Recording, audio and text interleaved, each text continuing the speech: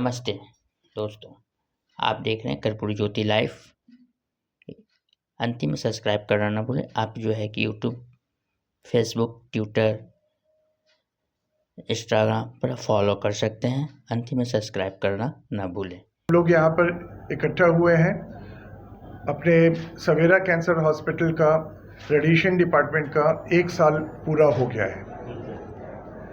इस 1 साल की जो जर्नी है हमारी काफ़ी रोमांचक रही और इसमें हम लोगों ने काफ़ी सारे माइलस्टोन्स अचीव किए। हम लोगों ने शुरू जब किया था वे बैक इन अगस्त में, जब हमारी मशीन इंस्टॉल हुई थी, और उसके बाद से there was no looking back. हम लोग एक पर एक माइलस्टोन अचीव करते जा रहे हैं और नंबर ऑफ पेशेंट्स हमारे यहाँ ऐड होते जा रहे हैं।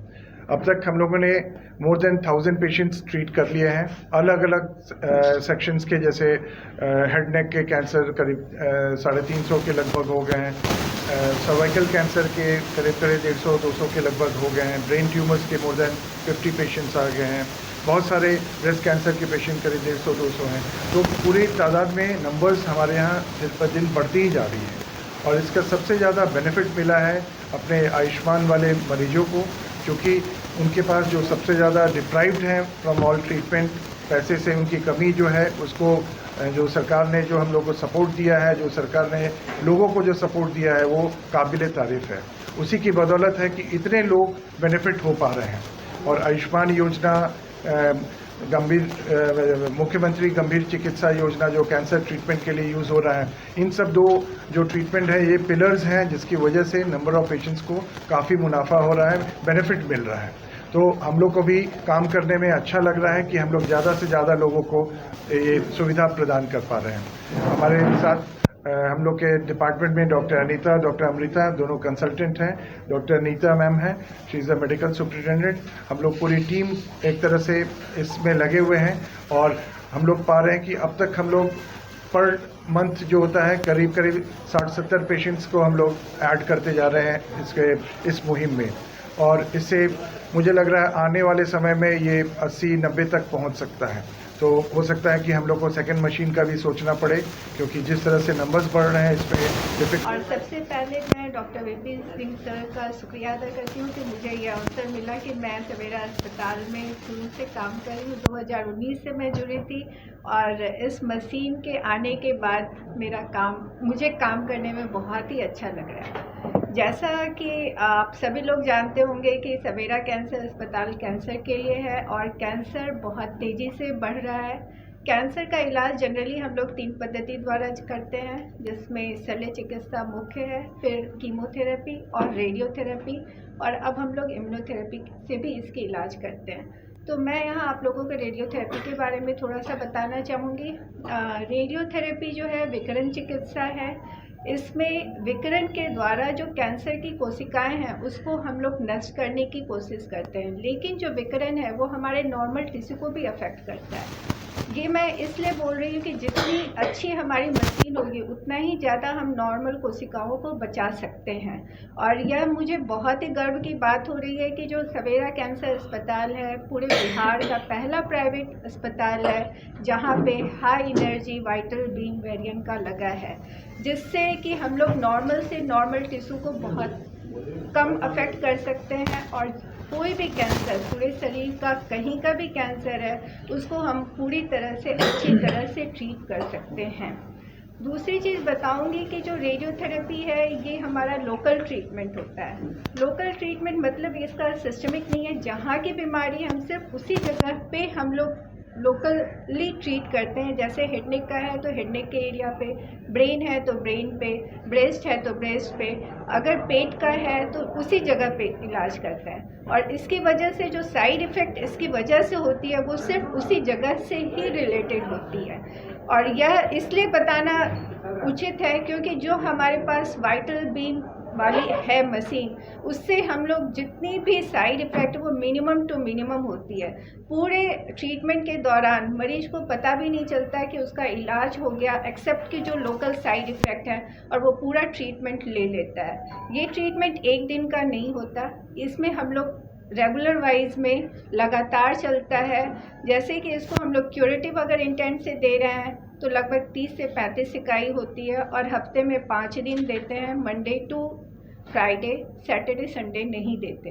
और इस तरह करके 6 से 7 हफ्ता चलता है। तो 6 से 7 हफ्ता मरीज जो है वो हमारे साथ रहता है और तब हमें पता भी चल जाता है कि क्या साइड इफेक्ट, उसका दुष्प्रभाव क्या हो रहा है। तो इस वाइटल बीम से हमारे दुष्प्रभाव एकदम ना के बराबर होते हैं। तीसरा चीज़ मैं ये बताना चाहूँगी कि जो रेडियोथेरेपी है वो हम 3 चीज़ों में देते हैं। एक तो क्यूरेटिव, जहाँ हम बीमारी को पूरी तरह ठीक करने की कोशिश कर रहे हैं। दूसरा है एडजुवेंट, जहाँ हमने सर्जरी हो गया और सर्जरी के बाद जो ज़रूरत पड़ती है रेडिएशन की, उसमें हम लोग एडजुवेंट देते हैं। जैसे कि स्तन का कैंसर हुआ, हेड नेक का कैंसर हुआ, पहले तो जो पूरी बीमारी है वो हमने सर्जरी से निकाल दी, उसके बाद जो बाकी बचा हुआ है उसको हम लोग रेडियोथेरेपी द्वारा ख़त्म करते हैं। तीसरा है पैलिएटिव। पैलिएटिव इंटेंट मतलब होता है जहाँ पे बीमारी को हम पूरी तरह ठीक नहीं कर सकते, सिर्फ उसका जो सिम्टम है उसको हम ना करते हैं। जैसे कि अगर किसी को बहुत ज़्यादा दर्द हो रहा है, चाहे वो स्पाइन में हो या ब्रेन में हो, तो वहाँ पे हम लोग पैलिएटिव इंटेंट से देते हैं। उसी तरह से अगर कोई बहुत ज़्यादा ब्लीडिंग लेके हमारे पास आ रहा है तो वहाँ पे हम लोग पैलिएटिव इंटेंट से देते हैं। चौथी चीज़ जो सबसे इम्पॉर्टेंट मैं इस वाइटल बीम और मशीन के बारे में बताना चाहूँगी कि ये ऐसा मशीन है जो कि हमारा ड्यूरेशन को भी कम करता है, ट्रीटमेंट टाइम को भी कम करता है। अगर हम कंपेयर करें पहले जो 3D, जहां हम लोग आधा घंटा में ट्रीट करते थे, जहां हम लोग पौन घंटा में ट्रीट करते थे, वहां पे ये ब्रेन और इसका सिर्फ 15 से 20 मिनट में ट्रीटमेंट हो जाता है। तो ये मशीन के लिए भी, पेशेंट के लिए भी बहुत उपयोगी होता है कि उसे उतने देर तक मशीन के नीचे नहीं रहना पड़ता और हम लोग वो जो समय बच रहा है उसमें एक्स्ट्रा पेशेंट को भी हम लोग एक दिन में कवर अप कर सकते हैं। तो ये इस मशीन की बहुत बड़ी उपयोगिता है। चौथा चीज़ जो बताऊंगी कि जो हमारे पास ये वाइटल बीम है, इसमें हम लोग इससे इंटेंसिटी मॉड्यूलेटेड IMRT ट्रीट कर सकते हैं, IGRT कर सकते हैं, VMAT कर सकते हैं, SRS, SRT, जिसके बारे में हमारे कलीग डॉक्टर अमृता आपको बहुत डिटेल से बताएंगे। बस मैं उसके पहले का चीज़ आप लोगों को बता देना चाहती हूँ कि ये सारी जितने भी टेक्निक है वो सारे टेक्निक हमारे पास जो वाइटल बीम है उसमें उपलब्ध है, कम समय में उपलब्ध है। इसका तरीका जो है, सबसे पहले हम लोग इसमें पेशेंट का पोजीशनिंग करते हैं, जिसमें एक मुखौटा बनाते हैं। वो मुखौटा पहन करके उसका CT स्कैन होता है। CT स्कैन के बाद हम लोग उस पर प्लानिंग करते हैं। प्लानिंग हमारे जो फिजिसिस्ट हैं वो करते हैं, वो बहुत सारे प्लानिंग करते हैं। उसमें से जो सबसे उचित होता है वो हम लोग एक निश्चित करते हैं और वो फिर कंसोल रूम में ट्रांसफ़र किया जाता है और कंसोल रूम में ट्रांसफ़र के बाद फिर हम लोग पेशेंट को बुला करके डोज डिलीवर करते हैं। सिर्फ यहाँ तक ही ये नहीं रह जाता, उस डोज डिलीवरी के बाद भी एवरी डे हम लोग उसमें तरीका है कि इमेजिंग के बिना हम लोग ट्रीटमेंट नहीं डिलीवर कर सकते। जो इस मशीन की सबसे बड़ी उपलब्धता है कि एवरी डे जो भी मरीज में चेंजेस आया है बीमारी से, वो सारी की सारी जो हमारी एवरी डे का चेंज है वो नोटिस करता है और उसके अकॉर्डिंगली वो अपना डोज डिलीवर करता है। तो ये सारी चीज़ें सिर्फ हमारे वाइटल बीम मशीन में ही उपलब्ध है और इसके आगे मैं अपनी डॉक्टर अमृता को बताऊंगी कि वो जो आगे की मशीन है उसके बारे में वो आपको डिटेल से बताएंगे। नमस्कार सभी का, मैं डॉक्टर अमृता राकेश हूँ। यहाँ पर सवेरा कैंसर हॉस्पिटल में लास्ट 1 साल से मैं जुड़ी हुई हूँ। डॉक्टर VP सिंह सर के संसर्ग में आई, यहाँ पे हम लोगों ने आके ज्वाइन किया। प्रीवियसली इससे पहले भी हम लोग एम्स पटना से जुड़े हुए रहे 3 साल, तो बिहार के मरीज और बिहार के माहौल से काफ़ी अवगत रहे। फिर बीच में हम लोग बाहर गए, ट्रेनिंग लिए और अभी वापस पटना आए हैं। तो यहाँ पे हम लोग आपको बताएंगे कि जो हमारी मशीन है वाइटल बीम वर्जन 3, इसको हम लोग कैसे डील करते हैं। ये मशीन जो भी higher modalities of radiation treatment है, जैसे कि IMRT यानी कि इंटेंसिटी मॉड्यूलेटेड रेडियोथेरेपी, IGRT यानी कि image guided radiotherapy, SBRT stereotactic body radiotherapy और SRS यानी कि स्टीरियोटैक्टिक रेडियो सर्जरी, ये सभी तरह की ट्रीटमेंट्स को डिलीवर करने के लिए वेल इक्विप्ड है ये मशीन। और इसकी जो ट्रीटमेंट प्लानिंग होती है, जैसा कि डॉक्टर अनीता ने बताया कि हम लोग एक मुखौटा बनाए, स्कैन किए, उसके बाद हम लोग इस पर ट्रीटमेंट प्लानिंग करते हैं। इंटेंसिटी मॉड्यूलेटेड रेडियोथेरेपी जैसा कि नाम है, उससे ये पता चलता है कि जो ट्यूमर का स्थान है वो स्थान, उसकी गहराई, उसके हिसाब से और उसके साइज़ के हिसाब से जो मशीन होती है वो अपनी इंटेंसिटी यानी कि तीव्रता को वेरी कर सकती है। इमेज गाइडेड का मतलब हुआ कि जो हमने पेशेंट का सीटी स्कैन, एमआरआई, पेट सीटी, जो भी इमेजिंग हमने पहले करवाया, उस इमेजिंग को हम लोग फ्यूज़ करते हैं हमारे ट्रीटमेंट प्लानिंग से और इसको एकदम सटीक एवं लक्षित रूप से ट्रीटमेंट दिया जाता है, यानी कि टारगेटेड थेरेपी रहती है ये। हम लोग विशेष चर्चा करेंगे एसबीआरटी के ऊपर। एसबीआरटी एक न्यू मोडालिटी है जो कि अभी ये जो हिस्सा है हमारे भारत देश का, जो बिहार, झारखंड, ये सब में अभी उतनी प्रचलित नहीं है। अब धीरे धीरे करके यहाँ पे एसबीआरटी और एसआरएस बढ़ रहा है। पहले एसबीआरटी एसआरएस करने के लिए पेशेंट्स को दिल्ली या बॉम्बे ही जाना पड़ता था या कलकत्ता जो नियरेस्ट है, बट अब हम लोग पटना में एसबीआरटी एसआरएस डिलीवर कर रहे हैं। इसमें एक इम्पॉर्टेंट कंसेप्ट है ओलिगोमेटास्टेसिस का। ये इसलिए समझना ज़रूरी है क्योंकि पहले माना जाता था कि बीमारी जब स्टेज 4 हो गई तो वो लास्ट स्टेज में पहुंच गई और अब उसका कोई उपाय संभव नहीं है। लेकिन अब स्टेज 4 की बीमारी का प्रथम चरण ओलिगोमेटास्टेसिस होता है, जिसका कि मतलब हुआ कि बीमारी अपने मूल स्थान यानी कि जहाँ से वो उत्पन्न हुई है उस जगह को छोड़कर वो दूसरे जगह बेशक गई है, बट अभी भी वो गिनती की है, जैसे 2, 3 या 5 जगह गई है।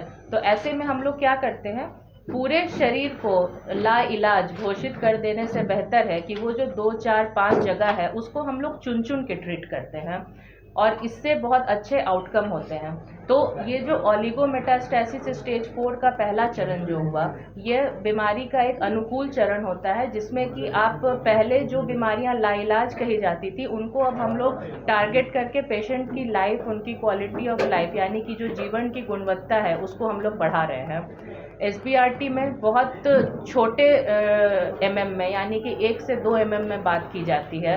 ऐसा नहीं कि 2 सेंटीमीटर या 1 सेंटीमीटर का वेरिएशन होता है। हम लोग पेशेंट को 1 से 2 एमएम के वेरिएशन में ट्रीट करते हैं और बहुत ही कम सत्रों में 3, 5 या 6, 7 में मैक्सिमम ट्रीटमेंट कंप्लीट हो जाता है।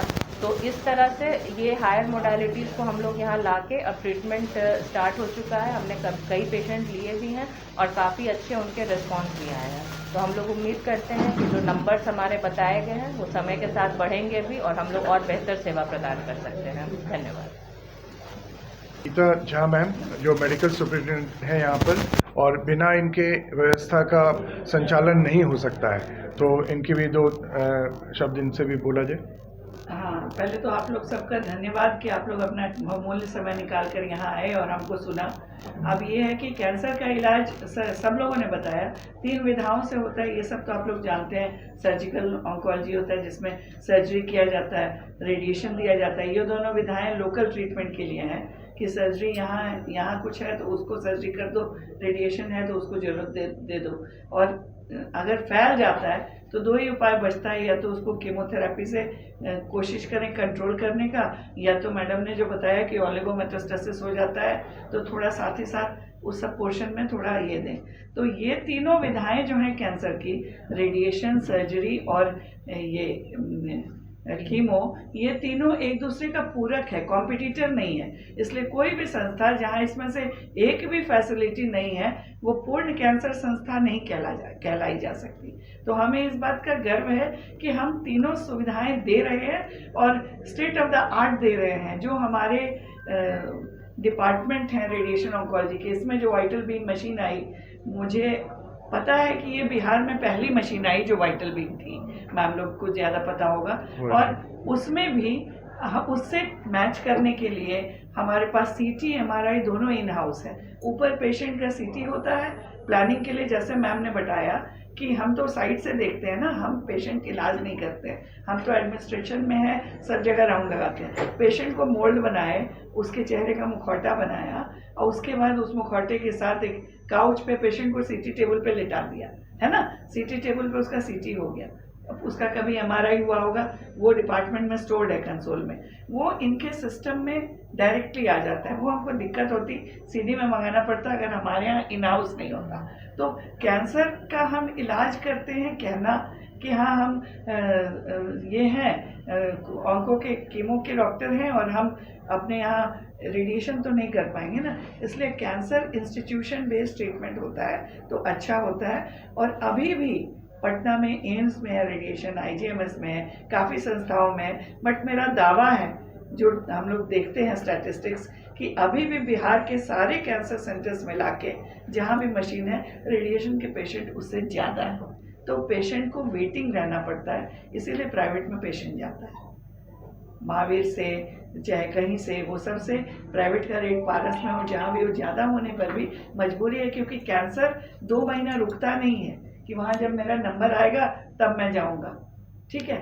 और उसके अलावा क्या कहें, सर लोग काफ़ी लाइव डाल ही चुके होंगे, मेरा इस स्पेशलिस्ट नहीं है इस विभाग के, तो हम एज जनरलिस्ट, जैसे आप लोग भी जनरलिस्ट सुन रहे हैं ना, तो हम अपनी भाषा में आपको बताएं कि क्यों हम चाहते। इसीलिए जब ये हुआ कि हमको तीनों विधाएं लानी है, हमने कहा नहीं, सारा फोकस कैंसर पे होगा, उसके अलावा जो जरूरी होगा उसको हम लोग बस दे के भेज देंगे, हम लोग सिर्फ कैंसर का।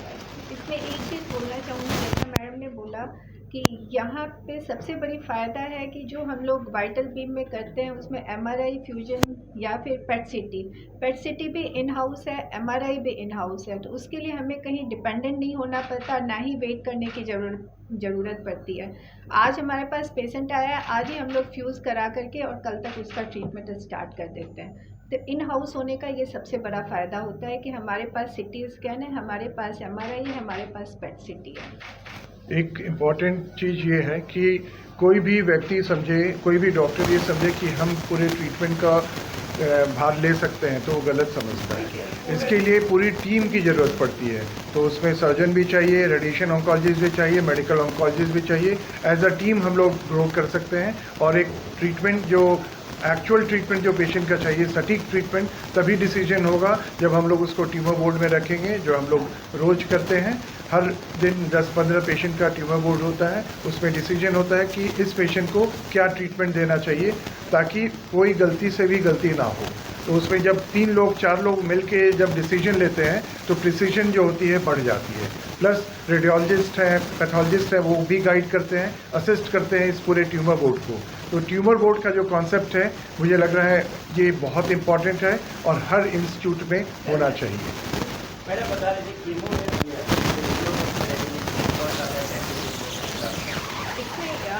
एक और भी चीज़ जो बताना चाहूँगी कि वाइटल बीम रिसेंट एडवांसमेंट है, लेकिन ये कॉस्ट वाइज या बजट वाइज सबसे कम पड़ता है।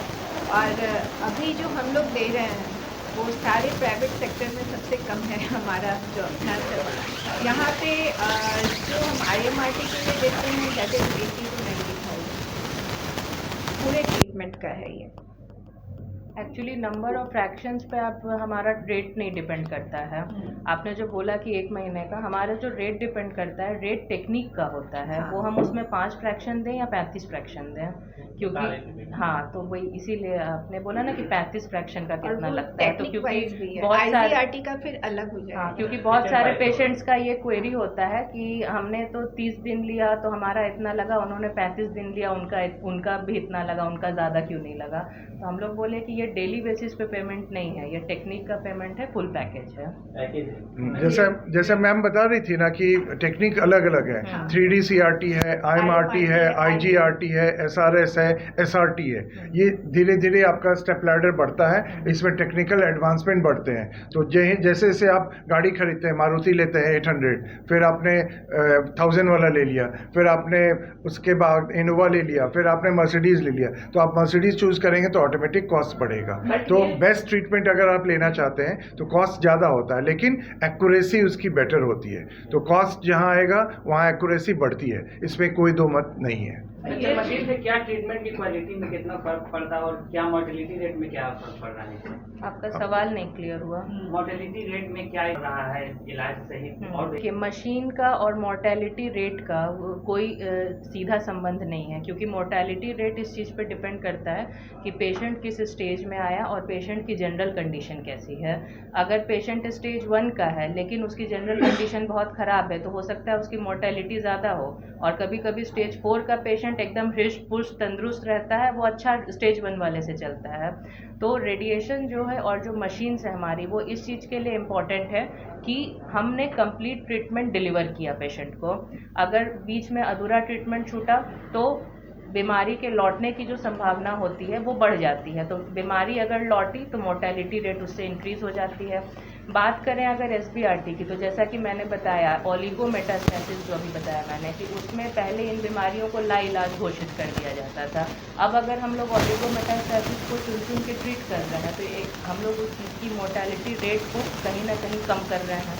उनकी जो लॉन्जिविटी है, जो लाइफ स्पैन है, उसको बढ़ा रहे हैं। तो बेटर ट्रीटमेंट मोडालिटी के साथ इलाज के सटीक जाने के चांसेस होते हैं, उसके नॉर्मल टिश्यू के उतने ज़्यादा बचने के चांसेस होते हैं। तो जितने हेल्दी टिश्यू स्पेयर होते हैं तो मरीज़ की रिकवरी रेट उतनी ज़्यादा होती है। तो ये इनडायरेक्ट एसोसिएशन है, बट हाँ बेटर मोडालिटी से better mortality rate definitely come हुई है, क्वालिटी ऑफ लाइफ ज़्यादा इम्प्रूव हुई है। इसमें एक और पॉइंट ये है कि जो आपने मोर्टेलिटी बोला, दूसरा टर्मिनोलॉजी होती है मॉर्बिडिटी। तो आप जो सवाल कर रहे हैं मोर्टेलिटी से ज़्यादा आपका सवाल मॉर्बिडिटी पे सटीक बैठ रहा है। आपने अच्छी मशीन ले ली लेकिन आपका ड्राइवर ख़राब है, तो man behind the machine is equally important. तो आपने अच्छी मशीन ली, अच्छे आपको डॉक्टर मिले जो कि सटीक तरीके से आपके अच्छे फिजिसिस्ट हैं जिन्होंने प्लानिंग अच्छी की, तो उससे साइड इफ़ेक्ट कम रहेगा, तो मॉर्बिडिटी कम होगी। तो ये बहुत इंपॉर्टेंट है कि आपकी टीम अच्छी होनी चाहिए। अगर टीम आपका कॉम्प्रोमाइज़ होगा तो आप मर्सिडीज भी चलाएंगे तो कहीं ना कहीं ठोक देंगे।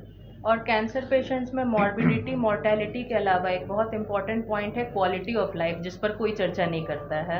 ये बताना इसलिए ज़रूरी है क्योंकि कैंसर पेशेंट्स का क्वालिटी ऑफ लाइफ सबसे इम्पॉर्टेंट फैक्टर होता है। अगर हमें पता है कि मरीज मान लीजिए एक्सपेक्टेड 2-3 महीने से ज़्यादा उसकी लाइफ नहीं है, उसकी मोर्टेलिटी हम नहीं प्रिवेंट कर सकते, उसकी मॉर्बिडिटी हम नहीं कम कर सकते, लेकिन उस वक्त हमारा मैक्सिमम जो फोकस होता है वो इस पे होता है कि उसके पास जो भी 2-3 महीने हैं वो उसमें पेन फ्री रहे, सो दैट हम लोग उसको पैलिएटिव ट्रीटमेंट के थ्रू पेन किलर्स एंड जो भी जो पैलिएटिव रेडियोथेरेपी होती है वो सब के थ्रू हम लोग उसकी general quality of life improve करते हैं। तो quality of life and cancer patients ये एक बहुत ही इम्पॉर्टेंट टॉपिक है, एंड आप लोग सर्च भी करेंगे तो इस पर मल्टीपल रिसर्च पेपर्स है, मतलब दिस इज़ दैट इम्पॉर्टेंट। इसको टर्मिनोलॉजी बोला जाता है डाई विद डिग्निटी। अगर टर्मिनल पेशेंट है, आपको मालूम है कि जाना है, तो उनको इतना व्यवस्था दीजिए, उनको इतनी राहत दीजिए कि वो आराम से उनकी मौत हो। तो इसको डाई विद डिग्निटी का टर्मिनोलॉजी दिया जाता है। थैंक यू सबको, बहुत बहुत धन्यवाद आप लोग को यहाँ आने के लिए। और राहुल जी थोड़ा जलपान वगैरह कराइए।